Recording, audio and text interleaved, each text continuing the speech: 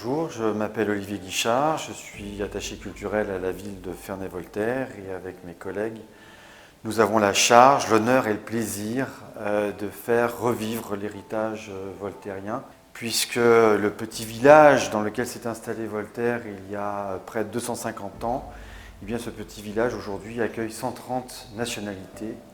Et c'est vous dire si Ferney est bien aujourd'hui la nouvelle Babel que Voltaire aurait aimé connaître.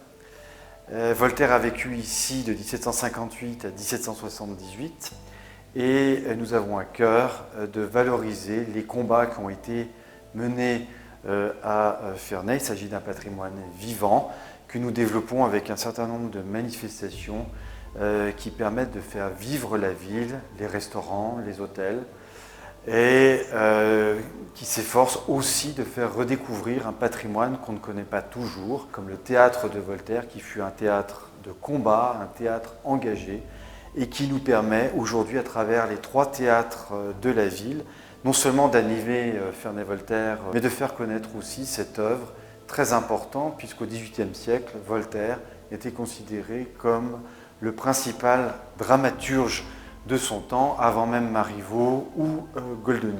Bonjour, Corinne Millier, guide de la ville de Ferney-Voltaire. Toute l'année, j'accueille des groupes, des individuels pour ces visites, surtout visites guidées de la ville, où je présente le village de Voltaire tel qu'il est à son arrivée, un tout petit bourg, et tout ce que Voltaire va faire pendant ses 20 ans de présence. Et régulièrement, donc, on a de nombreux visiteurs qui sont surpris, agréablement surpris. Quand on fait un petit tour dans la ville, on ne se rend pas compte de tout ce patrimoine qui reste du XVIIIe siècle. Et les visiteurs sont agréablement surpris sur tout ce que Voltaire a construit, a fait construire, tout ce qu'il a développé, qui semble peu commun. Et la surprise première vient de sa fortune. On nous demande souvent d'où Voltaire tenait tout cet argent. Donc on a beaucoup à raconter sur ce que l'on a concrètement dans la ville et sur ce que Voltaire a fait auparavant pour réaliser et concrétiser tout cela.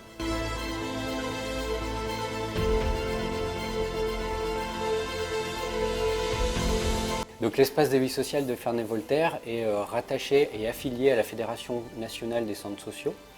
Et dans cet axe-là, il y a 3 dimensions principales. La première, c'est la dimension individuelle, où là, on met en place des ateliers, des permanents. Une dimension collective, donc là, on est sur, par exemple, des projets de départ en vacances, organisation de fêtes de quartier, etc., qui seraient à l'initiative des habitants. Le développement de la citoyenneté. Donc voilà, sur Ferney-Voltaire, il y a environ, on va dire un petit peu plus de 100 associations qui œuvrent à la fois sur le social, sur la culture, sur le sport.